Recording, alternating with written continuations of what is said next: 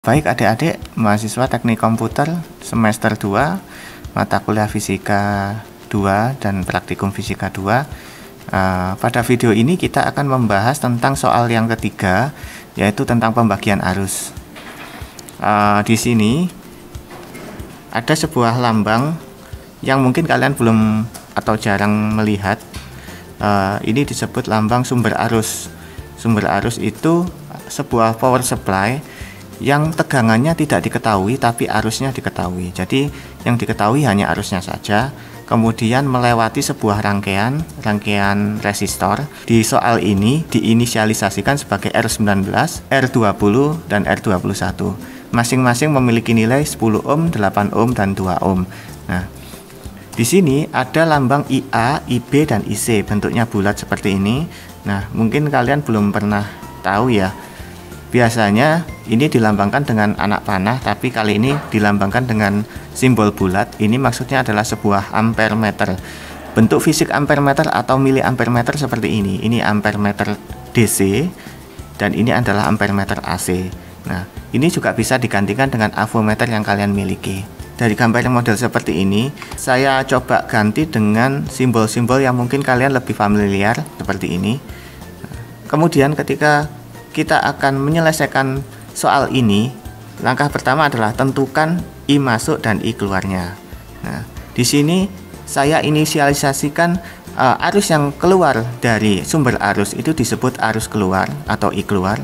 Kemudian arus yang keluar dari rangkaian itu disebut I masuk atau dia masuk ke masuk menuju sumber arus, khususnya kutub negatif ya.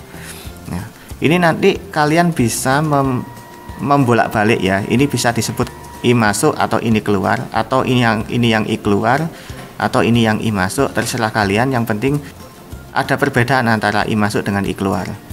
Bisa jadi I masuk maksudnya arus yang masuk ke rangkaian ini atau arus yang keluar dari rangkaian ini, atau arus yang keluar dari sumber arus atau arus yang masuk ke sumber arus, seperti itu. Jadi kalian bebas untuk mendefinisikan, yang penting ada perbedaan antara I masuk dengan I keluar. Nah, di sini kita coba menambahkan anak panah. Jadi I keluar saya kasih tanda panah seperti ini, I masuk juga begitu. Arus yang keluar dari sumber arus itu dalam perjalanannya terpecah menjadi dua. Ada yang lewat rangkaian ini, ada yang melewati rangkaian ini. Jadi terpecah jadi dua. Nah, kemudian di ujung kedua rangkaian ini menyatu kembali. Ini artinya apa? Arus yang ada di sini dengan arus yang ada di sini itu sama. Jadi hanya perjalanannya saja dia terpecah jadi dua. Lalu pertanyaannya, berapakah arus yang melewati rangkaian ini dengan arus yang melewati rangkaian ini? Nah, langkah yang kedua adalah sederhanakan resistor. Jadi ini adalah rangkaian seri yang harus dicari ekivalennya dulu. Ini 8 ohm, ini 2 ohm. Maka kita hitung hubung serinya, yaitu RS1 sama dengan R20 ditambah R21. RS1 adalah 8 ohm ditambah 2 ohm sehingga RS1 sama dengan 10 ohm. RS1 maksudnya resistor seri yang pertama ya. Setelah kita hitung hubung serinya, gambarnya menjadi seperti ini. R20 dan R21 saya inisialisasikan menjadi RS1, nilainya 10 ohm. 10 ohm ini dari mana? Dari 8 ditambah 2 tadi. Langkah yang ketiga adalah kita selesaikan dengan dua cara, yaitu dengan logika atau dengan rumus. Karena ini resistor ini nilainya sama, 10 ohm dan 10 ohm, maka ini cukup bisa diselesaikan dengan menggunakan logika. Tapi pada video ini kita akan coba membahas dua cara, yaitu dengan logika dan dengan rumus. Secara logika, arus yang keluar di sini adalah 2 ampere. Tentunya arus yang masuk 2 ampere juga. Nah, permasalahannya berapakah arus yang melewati resistor RS1 dengan resistor 19? Karena kedua resistor ini memiliki nilai resistansi yang sama, ingat sifat dari listrik adalah selalu mencari jalan yang paling mudah. Artinya jalan dengan nilai resistansi yang paling kecil. Lalu bagaimana persentase arus yang masuk melalui RS1 dengan RS19? Nah, karena keduanya memiliki nilai yang sama, maka kondisinya adalah 50-50. Jadi arus yang melewati RS1 dengan RS19 itu sama besar. Jika I keluarnya adalah 2 ampere dan arus yang melewati kedua jalan ini sama besar, maka dapat dipastikan nilainya 1 ampere. Jadi 1 ampere lewat RS1, 1 ampere lewat RS19. Kemudian keluar dari resistor nilainya tetap 1 ampere. Nah, mungkin ada dari kalian memiliki pemahaman kalau keluar dari resistor ini nilainya mengecil, Pak. Itu tidak benar. Jadi arus yang melewati input dari sebuah resistor dan outputnya resistor itu akan sama. Kenapa? Diibaratkan jika kita melewati jalan frontage road depan Cito, kemudian kita melewati frontage road yang ada di depan Mitra 10, jadi motor yang lewat Cito dengan motor yang lewat depan Mitra 10 adalah motor yang sama. Jadi pengendaranya ya itu juga. Artinya apa? Arus yang melewati resistor R10 dan yang keluar dari R10 itu adalah arus yang sama atau jumlahnya sama, seperti itu. Nah, kemudian begitu melewati titik ini maka arus menyatu sehingga menjadi 2 ampere lagi. Nah, seperti itu. Jadi ini bisa diketahui dengan logika bahwa arus yang melewati rangkaian ini dengan rangkaian ini adalah 1 ampere, 1 ampere, dan di sini 2 ampere. Jika kita melihat kembali soal yang ada di slide pertama tadi, jadinya seperti ini. IA bisa diketahui nilainya adalah 1 ampere, IB adalah 1 ampere, dan IC adalah 2 ampere.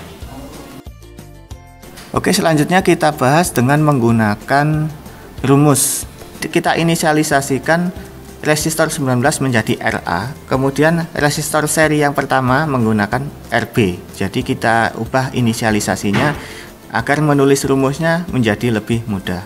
Jadi ini RA, ini RB. Nilai kedua resistor sama, yaitu 10 ohm.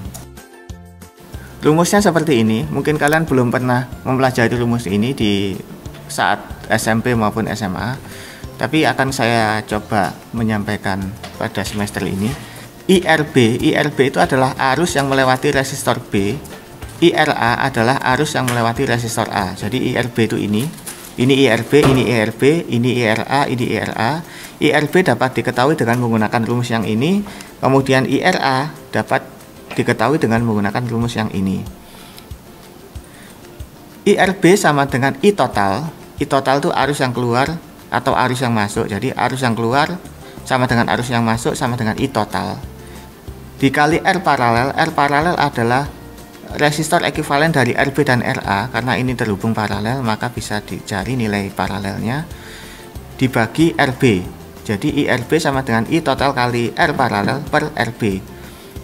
Begitu pula dengan IRA atau arus yang melewati RA, resistor A. IRA sama dengan I total dikali R paralel per RA. Jadi rumusnya seperti itu ya. Oke, kita coba untuk menyelesaikan rumus ini. 1 R paralel sama dengan 1 RA ditambah 1 RB. Kemudian kita masukkan nilainya.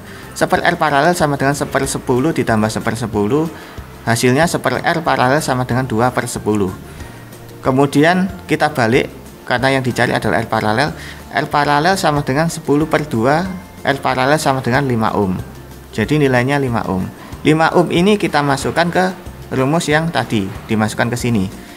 IRA sama dengan I total kali R paralel dibagi RA. IRA sama dengan 2 dikali 5. 5 ini adalah 5 ohm yang ini. Kemudian 10 adalah nilai dari resistor A. IRA sama dengan 10/10. Hasilnya IRA sama dengan 1 ampere. Begitu pula dengan IRB, dengan menggunakan rumus yang sama, hasilnya adalah 1 ampere. Maka dapat diketahui bahwa arus yang melewati RA dan RB itu sama-sama 1 ampere. Nah, jika kita melihat soal yang tadi yang ada di slide pertama, maka dapat diketahui IA, IB, dan IC. IA adalah 1 ampere, IB adalah 1 ampere, IC adalah 2 ampere. Nah, jadi kalian tidak perlu bingung dengan adanya R20 dan R21 yang terpisah. Nah, artinya apa? Arus di sini, arus yang ada di sini dan yang ada di sini itu sama. Jadi meskipun lambang IA ini dipindah-pindah ke ujung resistor sebelah sini maupun sebelah sini, itu nilainya akan sama. Rangkaian seri itu yang sama adalah arusnya, tapi yang berbeda adalah tegangannya. Tapi di sini kita tidak membahas tentang tegangannya. Untuk pembahasan pembagian tegangan nanti akan saya sampaikan pada pertemuan setelah UTS. Oke, sekian dulu video pembahasan soal yang ketiga. Selamat belajar.